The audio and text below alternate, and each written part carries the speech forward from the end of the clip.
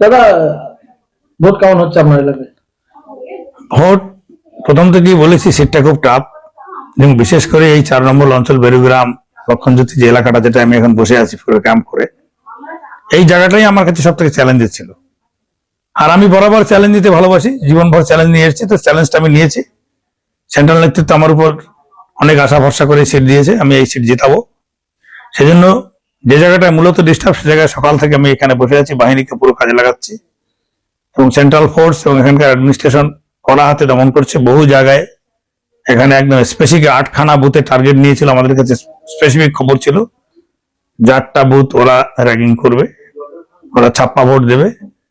Plan করেছিল সকালের প্ল্যানটা ভাসতে দিয়েছে, এখন আছে বিকেলে রাখা অপারেশনটা। সেজন্য আমি নিজে এখানে বসে গেছি। এটা যদি উত্তর দিতে পারি তো এই সিটে জয় মানে ব্যবধানটা অনেক বাড়বে।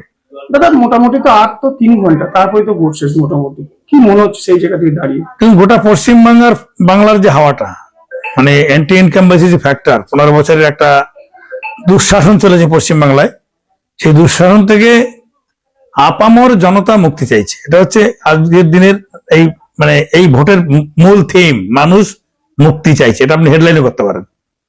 তো সেই মুক্তি চাওয়ার ক্ষেত্রে পশ্চিমবাংলার কোনো সিটি ব্যতিক্রম নয়, জামালপুরও তার ব্যতিক্রম ছিল না।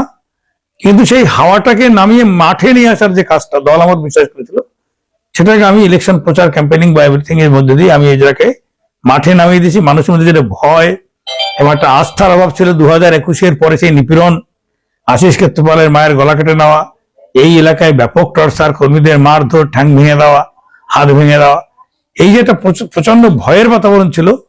আমি প্রত্যেকের বাড়ি বাড়ি গিয়ে তাদের সাথে রেগুলার বৈঠক করে আমি বলেছি যে कोई माई का लाल नहीं है, जो किसी के ऊपर कोई भी टॉर्चर कर सकता है। मैं फील्ड में खड़ा होके इसका हम देखेंगे। और ये प्रमाण मैंने रखा है, जो टॉप जगह है उसी टॉप जगह में बैठ गया, इधर देखना चाहता है कितना बड़ा मस्तान आ रहा है।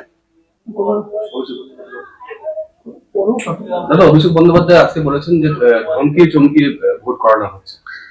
অভিষেক বন্দ্যোপাধ্যায়ের যেটা কালচার, সেটা তারা চালিয়ে যাচ্ছে, কিন্তু এবার অতটা সুবিধা করতে পারছে না। বহু রকম সিস্টেম ছিল, ইভিএম মেশিনে আতর লাগিয়ে দেওয়া, পার্টিকুলার কোনো একটা জায়গায় আতর লাগিয়ে দেবে, সে আতরের গন্ধ শুকিয়ে এসে বেরিয়ে দেবে। কাল রাত পর্যন্ত থ্রেটিং ছিল, ক্লিয়ার বলেছিল যে বেরিয়ে আসলেই গন্ধ বেড়েই মানে পেটাই হবে।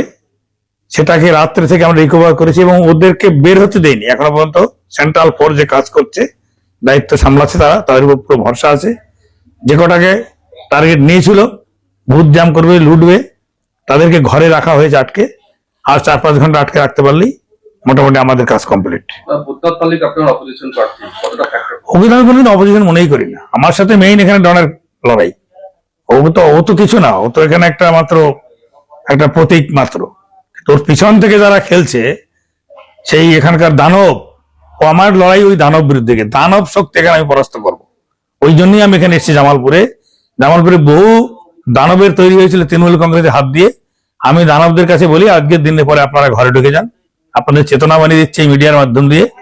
এইখানে কোনো দানবগিরি সহ্য করা হবে না। এখানে মানুষ তাহলে মাথা উঁচু করে বাড়বে, যার যে পার্টি ইচ্ছা করুক, কোনো কেউ বাধা দেবে না। এই পরিবেশ তৈরি করব।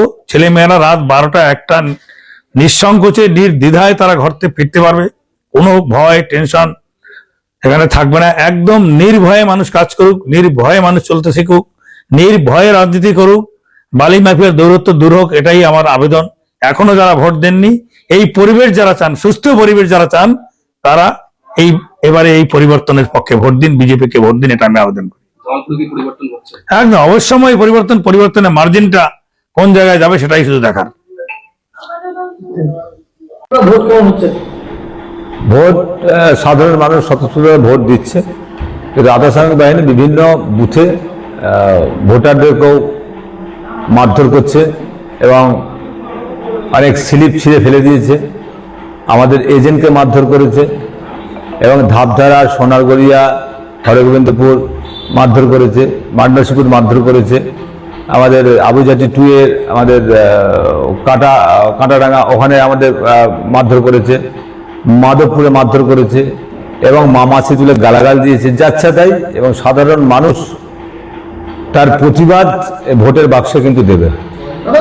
এখান থেকে বিজেপি প্রার্থী দাঁড়িয়েছেন, ওর নামটা তিনি অভিযোগ করছেন উনি সকাল থেকে বেলুগ্রামে ওখানে বসে আছেন যে এইখানটা ঘাঁটি, তাই আমি সকাল থেকে বসে আছি এখানে। যে যিনি প্রার্থী ওনাকে কিছু বলছি না, ওনার পিছনে যারা আছে তারা দানব, এই দানবকে উৎখাত করার জন্য জামালপুরে আমি এসেছি। কি বলবো? দেখুন, প্রথম কথা হচ্ছে আমাদের দলের সেনাপতি হচ্ছে মাননীয় সাংসদ অভিষেক বন্দ্যোপাধ্যায়, আমাদের নেতা, আমাদের নেত্রী হচ্ছে মমতা বন্দ্যোপাধ্যায়, মামাটি মানুষের সরকার।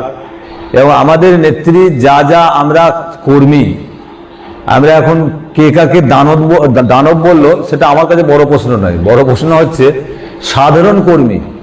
ওনাকে জিজ্ঞাসা করবেন যে বিজেপি যারা আজকে বিজেপি করছে তাদেরকে জিজ্ঞাসা করবেন যে লক্ষ্মী ভাণ্ডারের টাকা তার স্ত্রী পেয়েছে, যুবসাথী পেয়েছে, এবং আপনার স্বাস্থ্যসাথী কার্ড পেয়েছে, এবং বিভিন্ন উন্নয়নের প্রকল্প যারা বিজেপি যারা আলু সরকার কিনেছে সেই টাকা পেয়েছে। সেই ক্ষেত্রে সার্বিক জামালপুর ব্লক কেন গোটা পশ্চিম বাংলায় মামাটি মানুষের সরকারের যারা জনপ্রতিনিধি আছে এবং তৃণমূল কংগ্রেস যারা কর্মী আছে তারা দলের জন্য যেটুকু করে সেটুকুই করে। আজকে ভালো করে দেখবেন সব বুথে এজেন্ট দিতে পারেনি। সেক্ষেত্রে কে দানব আর কে দানব নয় এর প্রশ্নের জবাব ওনার কাছেই পাওয়া যাবে। দাদা, এই বিধানসভা থেকে কত ভোটে লিড থাকবে বলে আশা করছেন? এখানে ভালো ভোটে লিড হবে, এখানে যা ছিল তার থেকে বাড়বে।